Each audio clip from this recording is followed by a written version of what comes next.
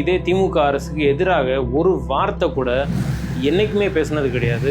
ஆனால் அதிமுகவுக்கு எதிராக எப்பவுமே பேசியிருக்காரு. திமுகவோட ஃபைனான்ஸ் மினிஸ்டர் பழனிவேல்ராஜன் ஒரு வருஷத்துல மட்டும் ஸ்டாலினோட குடும்பம் மட்டும் 30,000 கோடி சம்பாதிச்சிருக்காங்கன்னு அவர் சொல்றாரு. அது மட்டும் இல்ல, ஊர்ல எங்க பார்த்தாலும் கஞ்சா புழக்கம், கொலை, ஜெயிலர் படத்துல வர்ற மாதிரியே வெட்டி கொலை செய்யப்படுறாங்க மக்கள். வீட்டுல உட்காந்து படிச்சுக்கிட்டு இருந்த ஒரு பொண்ணுக்கு பாலியல் தொந்தரவு கொடுத்து கஞ்சா போதையில இருந்த ஆசாமிகள் அந்த பொண்ணு இப்ப ஐசியூல இருக்கு. ஊர்ல எங்க பார்த்தாலும் கஞ்சா புழக்கம், போதையினால் நடக்கும் கொலைகள், சாராயம் குடிச்சிட்டு சாவுற மக்கள், யாருமே கேள்வி கேட்க முடியாத அளவுக்கு இருக்கிற அதிகார துஷ்பிரயோகம், கேள்வி கேட்டா காவல்துறையை ஏவி விட்டு அவங்கள பல வழக்குகள் கொடுக்கிறது, ஜேர்னலிஸ்ட் மேலேயே குண்டா சட்டம், விவசாயிகள் மேல குண்டா சட்டம் போடுறது, அதிகார துஷ்பிரயோகம், ரஜினிகாந்தோட தீவிர ஆதரவாளரான மாரிதாஸ் போன்றவர்களையும் இந்த அரசாங்கம் சும்மா விடலை.